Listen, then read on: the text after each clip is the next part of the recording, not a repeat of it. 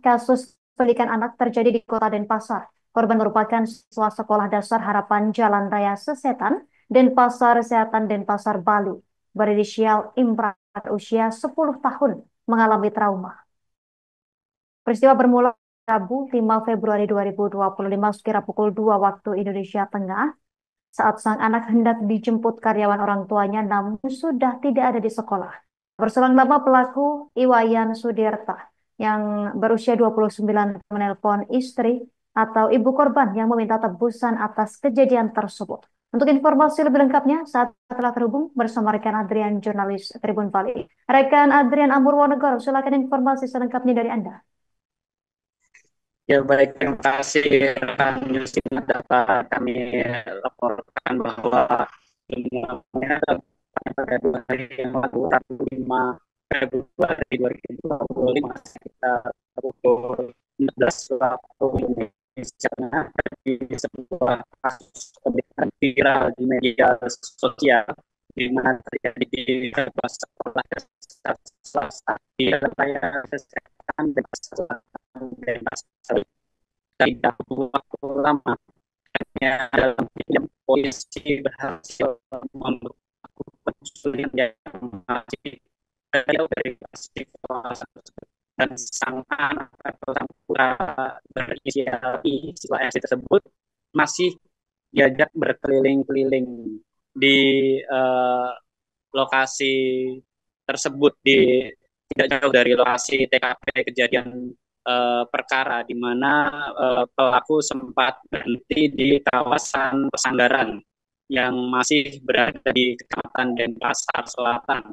Dan dapat kami informasikan pula bahwa pelaku merupakan mantan karyawan dari orang tua korban sendiri, yakni di mana pelaku adalah korban adalah mantan bos dari pelaku Iwayan Sudirta yang berasal dari Desa Seraya Karangasem ini, di mana pelaku diketahui atau berhasil diidentifikasi dari saat dia meminta tebusan sebesar 100 juta rupiah kepada ibu korban atau istri dari IKS selaku suami atau ayah dari korban I yang diculik tersebut.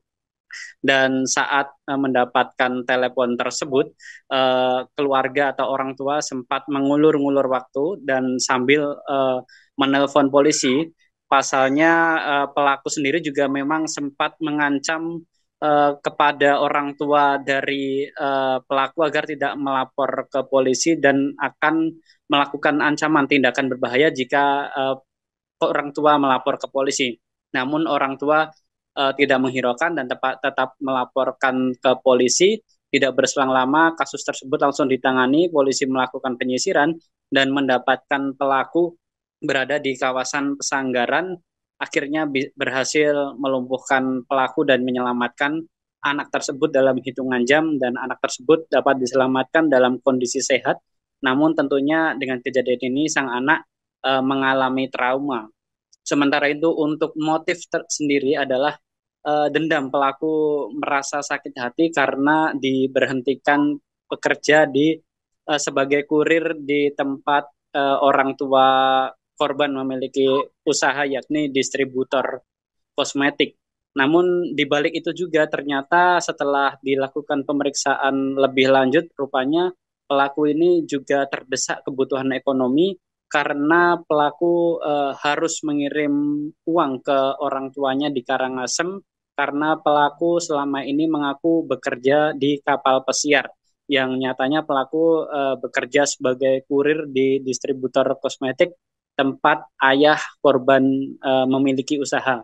Dan karena terdesak ekonomi itulah pelaku nekat meminta uang tebusan sebesar 100 juta dan dilakukan negosiasi hingga 10 juta, dan pelaku sempat memberikan nomor rekening, namun belum sempat ditransfer oleh orang tua korban. Pelaku sudah berhasil dilumpuhkan dan kini ditetapkan sebagai tersangka dan terancam tindak pidana pasal tentang penculikan dengan ancaman pidana maksimal 15 tahun penjara. Demikian, Justina. Download Tribun X sekarang, menghadirkan lokal menjadi Indonesia.